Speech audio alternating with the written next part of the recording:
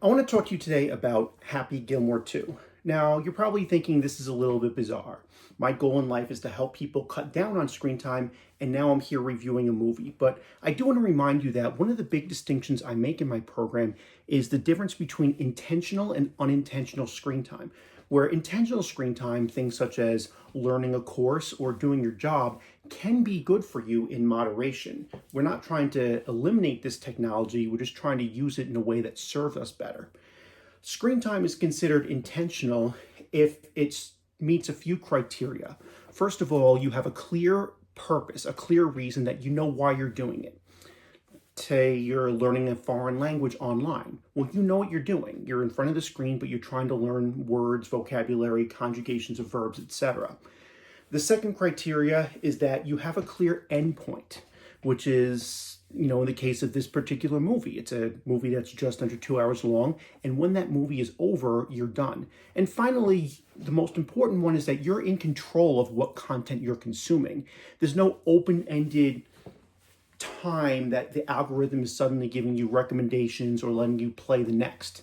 So if you turn on a movie, you know why you want to watch it, and you commit to not letting it autoplay the next or suggest other content or pull out another screen like your phone while you're watching it, watching a movie definitely falls into the category of intentional screen time.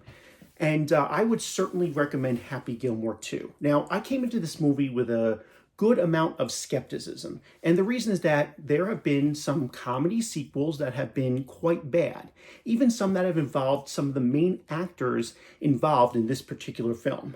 However, what it turned out to be was a clear demonstration of what the forces of big tech do and how to actually go about defeating them. So if you haven't seen this movie, I want to issue a spoiler alert, and I want you to just kind of stop watching this particular video and just go watch it with my recommendation. And I also recommend watching the first one for some context. The first one came out 29 years ago, so it's been a while. Anyway, in this movie, the main character, of course, is Happy Gilmore, played by Adam Sandler.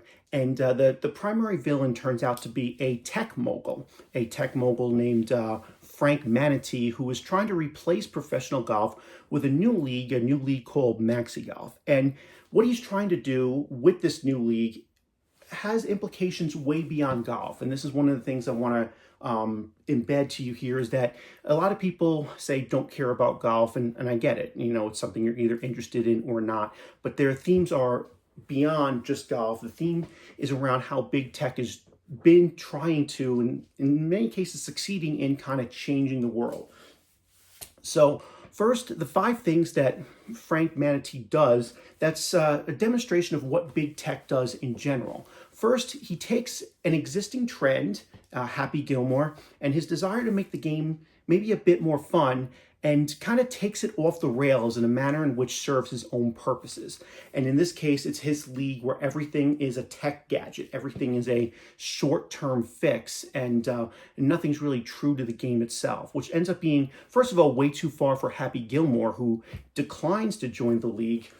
Just represents a complete departure. Now, Frank Manatee describes this league as finishing the revolution that Happy Gilmore started, but Happy does not see it that way. And of course, as is the case with the big tech world, there's a lot of gimmicks. Then the second thing that big tech seems to always do is just kind of make everything shorter, more condensed, but lose their meaning behind it. And big tech has done a lot to a lot of things like that. Short form videos, they're increasingly clickbait, they're increasingly brain rot, things that are mentioned to be like flash at you. And I'm sure you've all seen that video on YouTube in your feed that's like, things are about to change, your life will never be the same if you start this thing.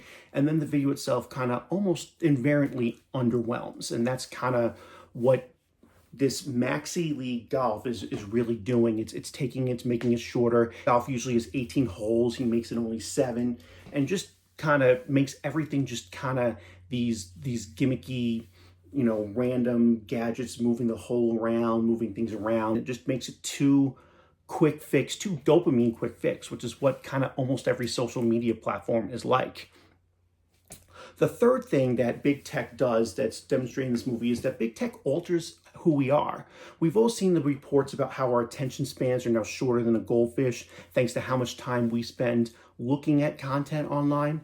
Well, in this movie, he actually takes the golfers that participate in this league and gives them surgery, basically like manipulating their bodies so that they can hit the ball further. And this, of course, kind of ties into that whole concept, or the method in which we interact with one another, the method in which we think has fundamentally been altered by all the big tech platforms that have dominated the world over the past decade or two. They also make the change so fast that it is impossible for most people to keep up. Now, one of the things that Frank Manatee and his group are doing on these holes is they're constantly changing the conditions. They're making the greens flow up and down. One hole, they suddenly make it covered in ice, and they kind of allow things to move around. And that's kind of indicative of how all of a sudden the algorithms are changing, the platforms are changing. And when this whole social media experiment started, everyone was on like Friendster and MySpace. Then Facebook became a juggernaut for a while. And then after that, it kind of faded into mostly just the older people, and then it became Instagram, TikTok. For a while there was Vine, and there's Pinterest for niche interests, and even those platforms themselves change quite a bit from time to time because the algorithms are always being adjusted. So a type of video that'll get a lot of views one day will suddenly get not as much the next, and you have to constantly be evolving, constantly be looking at it in that way, which is what is shown in this particular movie. And then finally, the last thing that big tech does is they cheat. They don't play at a level playing field. And the people that are connected, the people that are playing ball, the people that are serving the interests of these big tech people get to play by a different set of rules by everybody else. And you see this in the end scene where Frank Manatee, for his preferred player on his team, he kind of manipulates it so the ball's more likely to go into the hole. But then when Happy Gilmore and his group are coming in, he's changing the rotation, making the green spin faster and faster in different directions, making it as hard as possible for him to succeed. So the question is, how do they win? How does Happy Gilmore and his PGA Tour people go about actually beating big tech? And what I see in the movie is that there were 5 components that really, really made it possible for him to win. The first obvious one is his alcohol issues throughout most of the first, say, 2/3 of the movie, which kind of coincides with the feeling of guilt that he has around his role in the death of his late wife, as well as his coach in the first particular movie.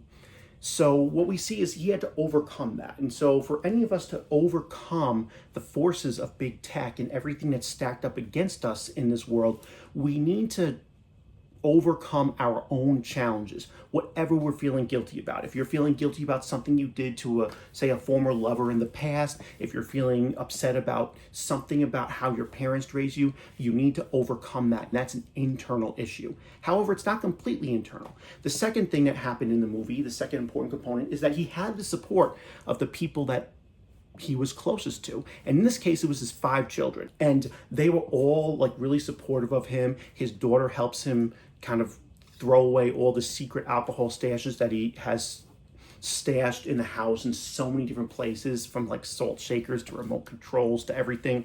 And his sons just really stick by him no matter how many times he relapses. So that level of support. The third thing, and one of the harder ones to swallow, is hard work. There are a couple of montages in this movie that show him kind of working his way back up to his skill set that he had back in the day when he was a champion. And this involved a lot of practice, a lot of social networking even, and stuff like that. And almost anything that we want to do is going to involve some level of hard work. And this is what makes us the opposite of big tech in so many ways. A lot of people promise this quick fix, but no, that's not the way it actually works. But then the last 2 are kind of a little bit more meaningful. First of all, he stands up for what's right. And he stands up for what's right when the opportunity is presented. One of the other main characters is a busboy turned Happy Gilmore's caddy, played by Bad Bunny, named Oscar.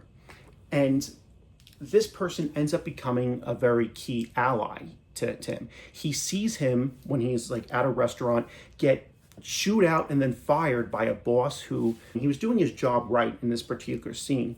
But he's mad and he fires him just because he made his boss look bad, even though he was doing what you're supposed to do on the job, which I'm sure so many people out there can relate to. So Happy decides to actually take him on as a caddy, giving him a new lease in life, even when there was no clear guarantee of a result, even when there was no clear benefit to him at the time. He stood up for what was right, and he said, I do not want to see people treated like that, which is a theme that actually comes up in the first movie as well, with the caddy he brings on then is someone who was just trying to squeegee cars to make a buck, for example. Finally, and one of the most touching moments of the movie is when he brings on Shooter McGavin. Now, if you haven't seen the first movie, Shooter McGavin is actually his enemy from the first movie. They're at odds with each other the whole time. And the beginning of the movie shows him having been in an insane asylum for nearly 3 decades because of the impact that the whole losing to Happy Gilmore in the first movie had in his life. And he actually teams up with him. Sorry, I get a little choked up about that part because it's an important thing. It's an important thing that we all must consider. Who do we need to forgive? What do we need to let go of to really kind of fight for what's right? And in this case, fight for what's right being that these forces of big tech want to make everything a quick fix, want to make everything a quick dopamine hit, and have really taken the meaning out of so much of life. So I would like to thank Adam Sandler and everyone else for making this movie and giving us a clear demonstration. We're entering a new era in the world for many reasons that are going to be covered in a probably different video.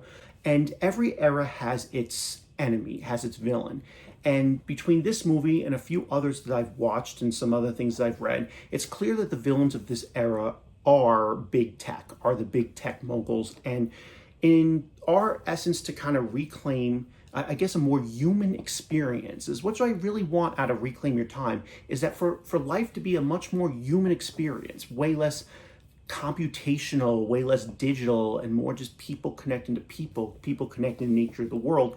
And in order to do so, there are going to be some cases where we need to forgive and forget some people that we felt we had some bad energy with in the past. And this is going to take forms that I'm sure I don't even understand now as everything progresses. Anyway, thank you for listening to this video longer than my other ones. And I hope you'll go check out Happy Gilmore 2, but I hope you'll actually kind of take some of these lessons to heart and join me in the struggle to make life more meaningful again, and not all about just quick fixes of short-term, intellectually stimulating entertainment.